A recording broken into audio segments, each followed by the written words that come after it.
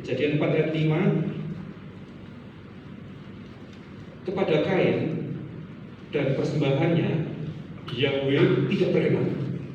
Maka Kain menjadi sangat gusar, atau apa? Panas hati, hatinya panas. Bukan karena suhu udara panas, tapi karena memang dia hatinya panas dan wajahnya menjadi muram. Lalu apa yang dilakukan? Terus Kain bercakap-cakap dengan Habel adiknya. Kemudian ketika mereka sedang berada di ladang, Kain bangkit menyerang Habel adiknya dan membunuhnya. Asalnya dari mana? Hati yang tidak baik, hati yang jahat. Karena itu kalau hati kita sedang tidak baik, segera bereskan. Saudara, saya percaya semua orang pernah kecewa, termasuk yang ngomong ini, saudara. Tapi jangan pelihara itu kekecewaan. Saudara, waktu ibadah malam Natal, kalau tidak salah saya sampaikan bahwa perkataan yang kita ucapkan itu membangun iman. Ya, masih ingat, saudara? Kalau perkataan kita adalah firman Tuhan, perkataan yang positif, lalu kemudian kita dengar firman katakan, iman timbul dari pendengaran akan firman Kristus. Dan ketika iman kita muncul, iman kita menjadi kuat, iman mendatangkan mujizat. Sebab itu, koreksi hati, ucapkanlah perkataan yang baik, yang optimis, yang adalah firman Tuhan, yang memberikan kekuatan, semangat, dan pengharapan. Ketika engkau mengucapkan itu, engkau dengar, imanmu semakin kuat dan iman mendatangkan mujizat. Beda dengan sebaliknya, ketika engkau mengucapkan hal-hal yang negatif, saudara, pesimis, hal-hal yang negatif, saudara, itu akan melemahkan iman kita. Mari saudara, saya mengajak saudara di tahun 2020 ini, saudara, untuk kita menanggalkan kebiasaan yang lama yang buruk tentunya. Kalau hari-hari kemarin engkau sering pesimis, sering memperkatakan hal-hal yang negatif, ubah. Saudara, dimulai dari mana? Hati, karena dari situlah terpancar kehidupan. Sehingga ketika engkau bertemu dengan rekan sepelayanan, rekan kerja, dengan keluarga, sekarang kok kamu berubah? Berubah apa? Dulu ngomongnya negatif terus, dulu ngomongnya selalu menyalahkan orang lain. Sekarang firman yang diucapkan, sekarang hal-hal yang optimis, yang positif. Kok beda? Kenapa? Iya, 2022 harus berubah. Ada Yesus dalam hidup.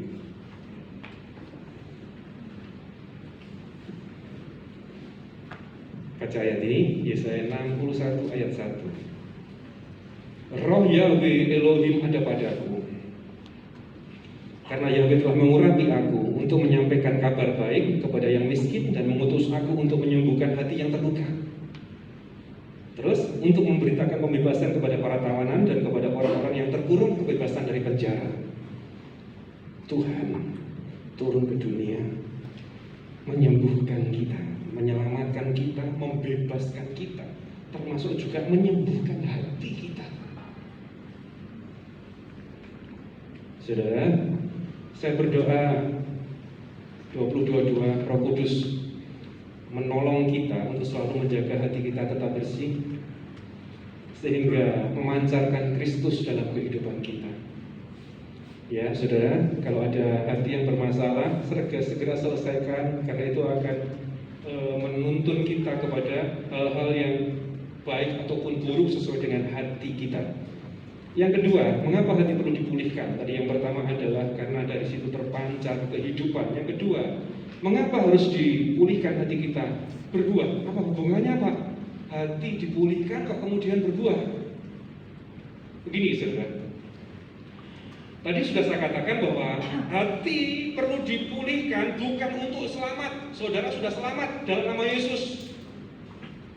Itu anugerah. Keselamatan itu adalah pemberian, bukan usaha, bukan jerih lelah. Keselamatan itu adalah murni pemberian anugerah. Bagi saya, bagi saudara, nggak perlu ditambah apa-apa lagi. Lalu ketika hati dipulihkan, kenapa berbuah, saudara? Setelah diselamatkan, nggak berhenti, tetapi engkau harus berbuah. Engkau mesti berbuah. Berbuah apa? Berbuah kasih, berbuah kebaikan, berbuah kemurahan, kesetiaan. Itu dimulai dari mana? Hati. Bandingkan dengan ayat ini, Filipi 2 ayat 12. Oleh karena itu kekasihku, sebagaimana kamu selalu taat, tidak hanya ketika aku hadir, tetapi terlebih lagi ketika aku tidak hadir. Kerjakanlah keselamatan yang telah kamu miliki dengan takut dan gentar. Lihat, keselamatan harus dikerjakan. Keselamatan kita terima, bukan? Keselamatan kita terima tanpa kita melakukan apa-apa. Setelah kita menerima, apa yang harus kita lakukan? Kerjakan. Jadi kita mengerjakan keselamatan bukan supaya selamat ya saudara. Kita diselamatkan dalam kondisi yang amburadul, yang acak-acakan, yang berdosa, yang kotor. Kita diselamatkan, itu anugerah. Lalu setelah diselamatkan, kita mengerjakan. Bagaimana caranya mengerjakan? Berdoa, setia, beribadah, lalu kemudian membaca firman, lalu berbagi kasih, melayani Tuhan. Itu mengerjakan namanya, saudara. Demikian juga tentang hati kita. Biarlah hati kita juga berbuah segala kebaikan, mengasihi keluarga, setia kepada keluarga, kemudian buah-buah roh muncul di dalam diri kita. Dan saya percaya bahwa ketika hati dipulihkan itu akan berbuah semua yang baik. Dan endingnya adalah berkat pertolongan Tuhan. Ingat kisah tentang Nuh. Nuh diminta oleh Tuhan membangun bahtera, bukan? Dia membangun bahtera sesuai dengan arahan dari Tuhan, dengan detail ukuran, bahan-bahan dan seterusnya, saudara. Lalu dicemooh oleh banyak orang. Ngapain Nuh? Nggak ada hujan, nggak ada angin, membangun bahtera, diketawain. Tetapi Nuh, dia tidak memperhatikan mereka. Artinya dia mungkin tutup mata, tutup telinga, saudara. Nggak menghiraukan, nggak sakit hati juga. Pokoknya apa kata Tuhan aku kerjakan. Orang mau ngomong apa terserah. Ya, dia tidak mau terpengaruh. Dia nggak juga sakit hati. Dia mengerjakan dengan ketaatan. Hatinya nggak mau meresponi hal-hal yang buruk. Pokoknya taat saja. Dia membangun bahtera dan kita semua tahu endingnya bukan terbangunlah bahtera. Akhirnya hujan 40 hari 40 malam, air bah melanda dan semua mati kabeh. Nuh dan keluarganya diselamatkan. Itu Nuh. Yusuf pun demikian. Yusuf bermimpi, lalu kemudian diceritakan oleh saudara-saudaranya kepada saudara-saudaranya, dicemooh. Dia nggak sakit hati, dia nggak mengancam juga, meskipun dijual, tidak dibunuh, saudara. Diperlakukan yang buruk, dia tidak mengancam begini, awas ya kalau aku nanti sudah sungguh-sungguh terjadi seperti yang aku mimpikan menjadi penguasa di Mesir, aku balas kalian. Yusuf tidak seperti itu. Dia menjaga hati, berbuah kebaikan. Dan kita semua tahu bukan endingnya apa? Yusuf menjadi penguasa di Mesir dan memberkati saudara-saudaranya yang menyakiti dia. Oh, itu keren sekali, saudara. Itu Yusuf, kemudian juga siapa tadi? Nuh. Saudara pernah mendengar ini kan? Mendengar kalimat ini? Ikutilah suara hati. Saudara pasti tentu mendengar kalimat itu, bukan? Dan kalimat itu ternyata dianggap sebagai kebenaran secara umum. Aku mengikuti suara hati saja, Pak. Hati-hati, saudara. Itu bukan kebenaran. Suara hati bukan kebenaran. Jadi kalau ada orang umum berkata mengikuti suara hati, suara hatimu cocokkan dengan firman, cocok nggak dengan firman? Kalau bukan sesuai dengan firman Tuhan, tanggalkan itu. Ada orang yang mengikuti suara hati meskipun bertentangan dengan firman Tuhan, dia ikut terus suara hatinya. Keliru, saudara.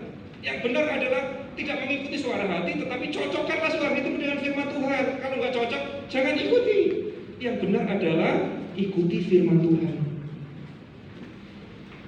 Kalau suara hati berkata, suara hatiku kok ngomong, aku harus meninggalkan istriku ya. Suara hati itu firman Tuhan, enggak, jangan ikuti. Suara hatiku kok, aku harus berhenti melayani Tuhan. Enggak cocok dengan firman. Karena apa saudara saya katakan, suara hati itu bukanlah kebenaran.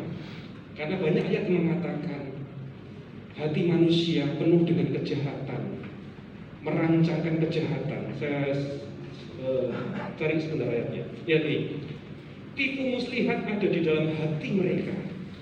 Ya selalu merancangkan yang jahat dan mendatangkan perselisihan. Itu dalam Amsal 6 ayat 14. Lalu Amsal 12 juga, tipu daya ada di hati mereka yang merancangkan kejahatan. Jadi hati manusia itu penuh dengan kejahatan. Yang benar adalah ikuti firman Tuhan, bukan suara hati. Baca di dalam Yeskiel 36:26. Aku juga akan memberikan kepadamu hati yang baru dan menaruh roh yang baru di dalammu. Kemudian aku akan menjauhkan hati yang keras dari tubuhmu dan aku akan memberikan kepadamu hati yang pengertian. Saudara, makanya tadi saya katakan, Tuhan tidak hanya memplester hati kita yang retak tadi, tapi Dia disebutkan memberi kepada kita hati yang baru. 2022 Tuhan memberikan kepada kita, pada saudara, pada saya hati yang baru, sehingga kita melangkah sepanjang tahun ini dengan damai sejahtera, dengan sukacita. Terakhir sekarang, tips ini tips bagaimana supaya hati kita tidak gampang kecewa. Apa yang kita lakukan supaya hati kita tidak gampang kecewa? Perhatikan baik-baik. Ketika seseorang gampang sakit hati karena sikap orang lain, perkataan orang lain kepada saya misalnya, orang lain memperkatakan dan saya tersinggung, orang lain berbuat sesuatu, saya merasa tidak dihargai. Pertanyaannya adalah, apakah memang perkataannya menyakitkan? Apakah memang perlakuannya tidak baik? Ataukah saya yang menempatkan hati saya terlalu tinggi? Sehingga apa yang diomongkan selalu nabrak saya, apa yang diperbuat selalu nabrak saya. Tapi seandainya saya menaruh hati saya di bawah, dia ngomong bablas, dia berkata apa, lewat. Jadi saya nggak kenal. Artinya adalah apa? Seseorang yang menempatkan hatinya tinggi, saudara, dia merasa harga dirinya tinggi, gengsinya tinggi, egois, arogansi, dan dia selalu ingin dihormati. Akibatnya apa? Gampang tersinggung. Karena apa? Dia tinggi hatinya, saudara, merasa terhormat, merasa mulia, merasa paling benar, paling tahu, bahkan mungkin dia menganggap dirinya sempurna. Sehingga kalau ada orang salah sedikit, dia marah. Kalau ada orang tidak menghargai dia, nggak dianggap, oh nggak sopan ini, marah saudara. Bisa jadi karena dia terlalu tinggi. Coba kalau misalnya dia merendah, yang diomongkan lewat, yang diperbuat lewat, jadi nggak kena, hidup kita akan tenang. Sepakat nggak kira-kira ini saudara? Saudara, sikap hati yang terlalu tinggi, nanti saya akan tunjukkan ayat-ayatnya. Sikap hati yang terlalu tinggi akan membuat orang gampang emosi. Saudara, gampang tersinggung, mudah sakit hati, berprasangka buruk kepada orang lain, bahkan mungkin juga menganggap rendah orang lain karena dia merasa tinggi. Sebaliknya, ketika saudara menempatkan hatimu merendah, ya, ketika engkau menempatkan hatimu merendah, seburuk apapun omongan orang, engkau tidak akan merasa direndahkan. Dan saya senang tentang hal ini, saudara. Jadi orang ngomong senyelekit apapun, sakit apapun, nggak akan kena kita lewat terus, karena kita sudah merendahkan hati, saudara. Tapi beda, seandainya kita merasa harus dihormati dan lain sebagainya, kita akan gampang tersinggung, gampang kecewa. Dengar baik-baik jemaat, kerendahan hati membuat hidupmu akan tenang. Saudara, rendah hati membuat perkataan orang sejahat apapun, senyelekit apapun tidak akan berarti bagi kita, karena nggak kena kepada kita. Ya, kerendahan hati membuat kita nggak akan rugi. Kan rugi Pak, nanti saya kalau merendahkan diri diinjak-injak terus. Tidak. Mau tahu ayat-ayatnya? Yuk kita baca ayat-ayatnya. Amsal 18 ayat 12. Kan Yesus sendiri sudah memberikan teladan, bukan? Dia yang mulia, yang agung. Dia mau lahir di dunia, bisa nggak dia booking seluruh kota Yerusalem, kota Bethlehem? Nggak boleh ada kegiatan. Ini anak Elohim, anak turun dari surga, akan lahir di Bethlehem. Semua kegiatan harus dihentikan, semua di booking. Bisa nggak? Bisa, saudara. Tetapi Yesus tidak melakukan itu. Dia merendahkan diri, bahkan ditolak, lahir di kandang domba. Saudara, lihat ini. Kehancuran didahului oleh tinggi hati, sedangkan kehormatan didahului oleh kerendahan hati. Beda ya dengan dunia ya saudara. Kalau dunia berkata, kalau engkau mau dihormati, ya sudah, sikut kanan, sikut kiri, lalu duduklah di atas tahta. Tapi firman Tuhan ngomong nggak seperti itu. Justru kerendahan hati itu mendahului kehormatan. Lagi banyak ayat-ayatnya sebelum saya akhiri. Amsal 22 ayat 4 disebutkan bahwa upah kerendahan hati dan takut akan Yahweh adalah kekayaan dan kehormatan dan kehidupan. Jadi kalau ada orang berkata, kalau aku merendahkan diri terus, nanti diinjak-injak. Itu bukan alkitabiah, saudara. Yesus sepertinya diinjak, bukan? Toh dia tetap mulia. Kita semua tahu orang Kristen, orang percaya, kita beribadah, kita bangun gereja, selalu ada saja halangannya. Tetapi toh tetap berkembang terus, bukan? Banyak orang Kristen, bahkan ratusan ribuan orang setiap hari bertambah-tambah. Karena apa saudara? Karena kuasa roh Tuhan. Ini bukan manusia, bukan tentang manusia. Karena itu firman Tuhan itu adalah ya dan amin. Ya, kerendahan hati mendahului kehormatan. Lagi Amsal 15 ayat 33. Takut akan Yahweh adalah didikan hikmat dan kerendahan hati terlebih dahulu ada sebelum kehormatan. Dan banyak ayat seperti ini, saudara. Makanya itu saya sering kali katakan, di dalam Kristus jalan untuk naik itu turun. Kalau engkau mau naik, turunlah ke bawah. Jalan untuk hidup adalah mati. Yesus mati supaya kita hidup. Dan ini firman, saudara, bertentangan dengan apa yang dunia ajarkan. Mau pilih yang mana? Firman. Ya, satu lagi. Amsal 29 ayat 23, keangkuhan seseorang akan merendahkannya, tetapi kehormatan akan menjunjung tinggi orang yang rendah hati. Rendahkanlah dirimu di bawah tangan Elohim yang kuat, dan kau gak gampang kecewa. Ya, dan saya katakan bahwa orang yang rendah hati itu hidupnya tenang, saudara. Hidupnya tenang, tidak gampang gontok-gontokan, tidak gampang kecewa dengan orang, karena dia sudah merendahkan hati. Ayo awali tahun ini dengan firman kebenaran ini, supaya sepanjang tahun ini sungguh-sungguh kesembuhan, pemulihan, dan berkat terjadi atas setiap kehidupan kita. Namun juga ada orang-orang yang merendahkan hatinya atau tinggi hati tetapi terselubung dengan kerendahan hati. Contoh begini, dia ngomong kepada temannya, aku itu gak mau sombong-sombong, aku gak mau cerita ke banyak orang kalau aku punya uang miliaran di rumah. Rendah hati dia, gak mau ngomong-ngomong seperti cerita. Aku juga gak mau cerita, gak mau rame-rame kalau di rumahku banyak mobil. Rendah hati, apakah begitu? Itu tinggi hati yang terselubung, ya saudara. Dan Tuhan yang tahu. Ini firman Tuhan. Mengapa hati perlu dipulihkan?